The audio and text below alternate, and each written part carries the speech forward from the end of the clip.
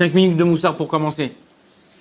Il y a une femme qui, un jour, elle s'est levée alors que tout allait bien dans sa vie. Vraiment, tout allait bien. Elle était travaillée, elle avait des enfants. Elle s'est levée un jour, elle était angoissée. Elle n'était pas bien, elle commençait à avoir une dépression. Elle n'était vraiment pas bien. Elle est partie voir un médecin, psychologue, psychiatre. Vraiment, ça, elle ne savait pas pourquoi. Il n'y avait aucune raison pour laquelle sa situation elle avait changé. Et le médecin dit, écoutez, je suis obligé de vous donner certains médicaments, des calmants, des choses. Il dit, mais il n'y a pas une autre solution. Il n'y a pas une solution plus soft, plus zen. Il lui a dit, écoutez, là, d'après comment vous me décrivez votre situation, c'est les médicaments, ça va vous calmer, ça va vous donner de rendre plus sereine. Il dit, mais ça va abrutir, c'est quoi? Je peux pas moi-même essayer de... Si vous voulez essayer vous-même de vous en sortir, essayez, mais très peu sont ceux qui ont réussi. Alors elle lui a dit comme ça, laissez-moi un mois, et je reviens vous voir. Si ça va pas, je reviens vous voir. Elle a pris sur elle, pendant tout ce mois-là, de faire 3 choses sur elle. Elle a mis des post-it dans toute la maison, sur le frigidaire, sur la tête de son lit, à la cuisine, machin, tout ça, avec des mots qui l'encouragent. C'est bon, t'es bonne, c'est bon, t'es bien, c'est bon truc, ça va aller, ça va. Que des mots qui l'encouragent. Donc, partout où elle allait, oh, un petit mot, truc. Et ça l'aidait un peu. Deuxième chose qu'elle a fait, elle faisait du sport. Tous les jours, elle se forçait, même si elle n'avait pas envie, à faire du sport. Faire du sport. Le sport, ça génère dans le corps certaines hormones, certaines enzymes, certaines choses qui réaniment certaines parties du corps qui sont un peu éteintes, un peu endormies. Et avec ça, elle écoutait des conférences, des cours, et des fois ça m'intéresse pas vraiment la conférence, ça m'intéresse pas vraiment le cours, mais des fois il y avait une phrase que là-bas le rabbi disait ou quoi, et tac, ça m'allumait ma neshama. Troisième chose qu'elle faisait tous les jours, c'est qu'elle allait, elle se regardait dans le miroir, elle se souriait, et elle disait, disons on l'appelait Myriam, j'ai besoin de toi. Myriam, j'ai confiance en toi. Myriam, tu vas réussir. Tous les jours, comme ça, ta. Et au bout d'un moment, tac, elle a réussi à s'en sortir. Elle a réussi au Hachem, à sortir de ça. Elle est partie voir donc son médecin. Elle lui a dit, voilà, au Hachem, je vais mieux. Il dit, en un mois, qu'est-ce que vous avez fait? Moi, ça fait des années que je m'occupe de patients. Et j'ai pas réussi. Qu'avec les médicaments, dès qu'ils arrêtent de les prendre. Il lui a dit, voilà ce que j'ai fait.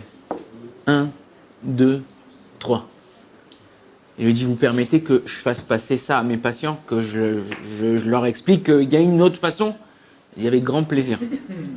Un homme qui veut vraiment s'en sortir, un homme qui décide, c'est difficile. Regardez, quand tu vas à la salle de sport, tu vas faire un truc. Tu prends un mec qui vient, vous avez les tribus d'Afrique, ok? Tu prends un de là-bas, tu l'emmènes, tu le fais rentrer dans une salle de sport. Il voit des mecs comme ça, ou des mecs qui courent sur place. Et ils avancent pas.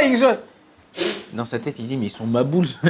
Nous, on court après le bétail, après les lions, après les machins. Ils courent sur place et il se fait souffrir à porter des poids, tout ça. Et en plus, on paye pour ça. C'est-à-dire, c'est pas... les mecs, c'est des... comment on dit? C'est des... non. Ceux qui aiment se faire mal. C'est des sadomaso, ces mecs-là. Et ils sont fous, quoi. En vérité, quand tu fais un effort, c'est vrai que faire du sport, c'est faire un effort. Mais quand tu fais cet effort, et si tu t'arrêtes, quand vraiment tu dis voilà, j'en fais 10 par jour, tac, 10, c'est bon, tu progresseras jamais. Mais quand tu fais un effort au-dessus de ce que tu peux, ça, c'est ce qu'on appelle l'entraînement qui est favorable à ton corps. La même chose dans la tête. Quand tu fais quelque chose qui est au-dessus que tu peux, alors ça, c'est un entraînement favorable à ta pensée, à ta d'esprit, à tout ça. Donc un homme, il est obligé de faire comme ça. Un homme, il est obligé de faire comme ça. On va terminer avec une petite anecdote. On a dit, il se regardait sur le miroir, elle rigolait. Ça. Il y a un couple comme ça ils n'arrivaient pas à s'entendre. Ils sont partis chez un conseiller matrimonial. Il leur a dit, écoutez, vous avez besoin de vacances. Vous avez besoin de vacances. aller quelques jours dans un timmer. Vous savez c'est quoi un timmer?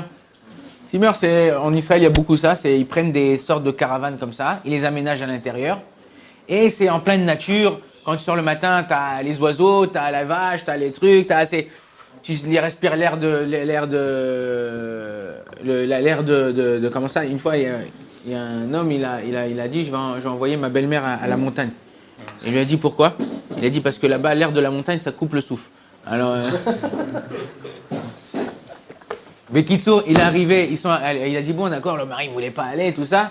Ils sont partis au Zimmer, ils sont partis dans cette caravane, tout ça et tout. Et puis ils se parlaient pas, c'était un peu froid dans la voiture, tout ça. Ils s'endorment, le matin elle se lève la femme, elle réveille son mari, elle dit chérie, regarde la biche par la fenêtre. La biche par la fenêtre, laisse-moi dormir, vas-y. Il dit chérie, regarde la biche par la fenêtre. Et elle se regarde comme ça et tout. Il dit c'est pas une biche déjà, c'est une vache. Et c'est pas une fenêtre, c'est un miroir. Donc des fois on voit un homme il voit ce qu'il veut voir. Un homme il voit ce qu'il veut voir. Si tu veux voir du bien, tu verras du bien. Si tu veux voir du mal, tu verras du mal. Mais Ezrat Hashem, qu'Akadosh Baruch Hu nous aide à prendre les forces qu'il y a dans la Torah pour pouvoir se renforcer et devenir ce qu'on doit vraiment devenir. Ezrat Hashem.